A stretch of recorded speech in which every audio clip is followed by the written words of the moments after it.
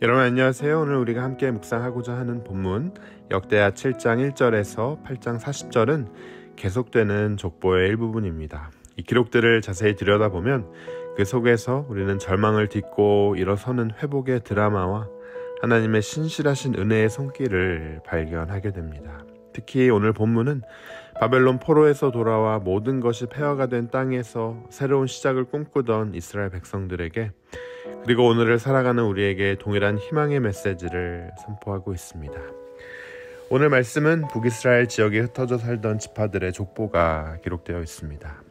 하지만 독특하게도 유다와 함께 베냐민 지파의 이야기가 중심에 자리하고 있습니다. 여러분, 베냐민 지파 하면 어떤 이미지가 떠오르십니까? 이들은 이스라엘 모든 지파와 맞서 싸우다 거의 멸족될 뻔한, 그야말로 벼랑 끝까지 내몰렸던 지파였습니다. 생존자가 남자 600명에 불과했을 정도로 그들의 미래는 암담했습니다. 하지만 오늘 본문에 기록된 족보는 무엇을 보여주고 있습니까? 놀랍게도 베냐민 지파는 사라지지 않았다는 사실입니다.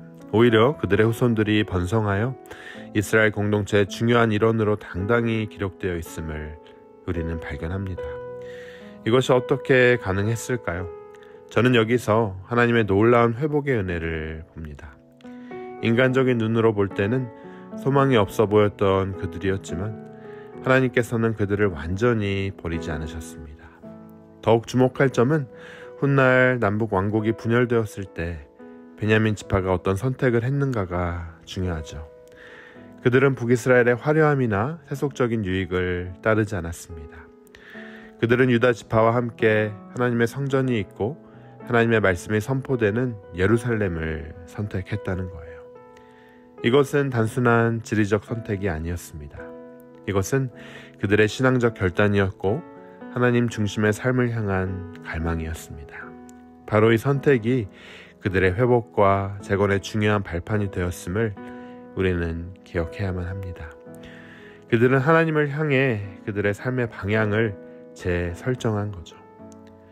오늘 본문에서 우리가 발견하는 또 하나의 감동적인 장면은 바로 사울 왕가의 후손들이 이 족보에 당당히 이름을 올리고 있다는 사실입니다.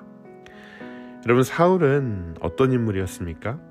그는 이스라엘의 초대 왕이었지만 하나님께 불순종함으로 버림받았고 또 다윗을 끊임없이 핍박했던 인물이었습니다.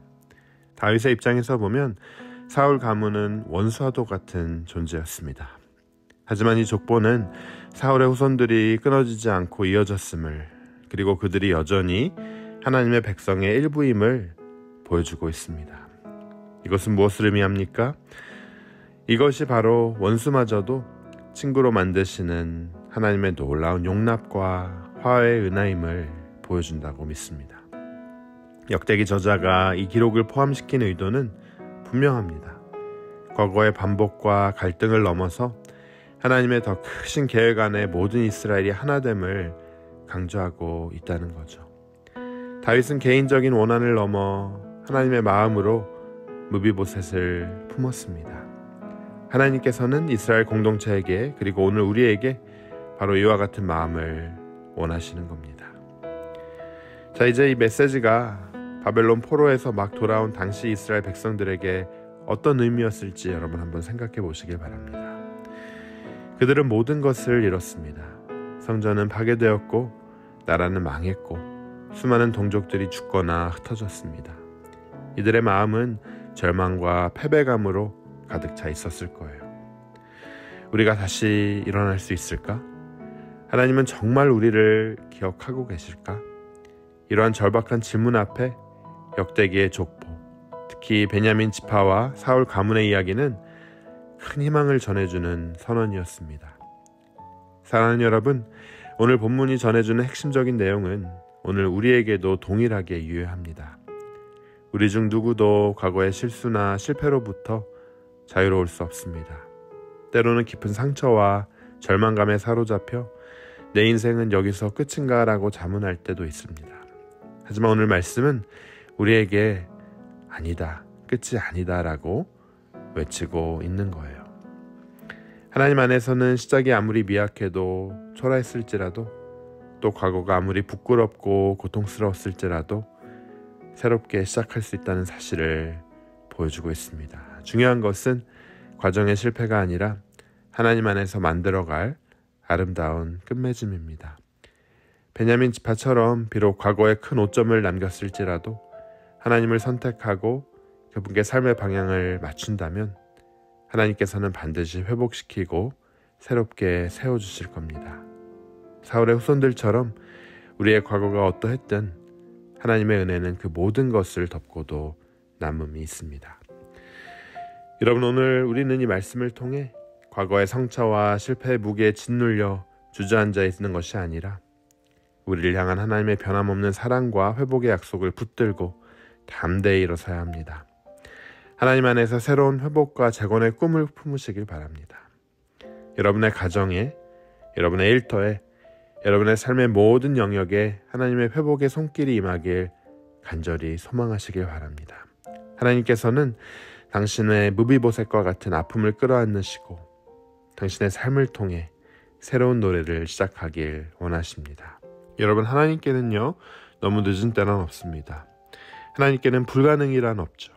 오늘 이 시간 절망의 잿더미 속에서도 희망의 씨앗을 심으시는 우리 하나님 아버지께 모든 것 맡기고 믿음으로 한 걸음 내딛는 저와 여러분 되시길 주님의 이름으로 간절히 축원합니다. 우리 함께 기도하도록 하겠습니다. 사랑과 은혜가 풍성하신 하나님, 과거의 실패와 절망 속에서도 베냐민 지파를 회복시키고 사울 가문마저 품으시는 주님의 그 크신 사랑과 은혜에 감사를 드립니다. 우리 역시 불순종하고 자기 욕심을 따라 범죄한 죄인입니다.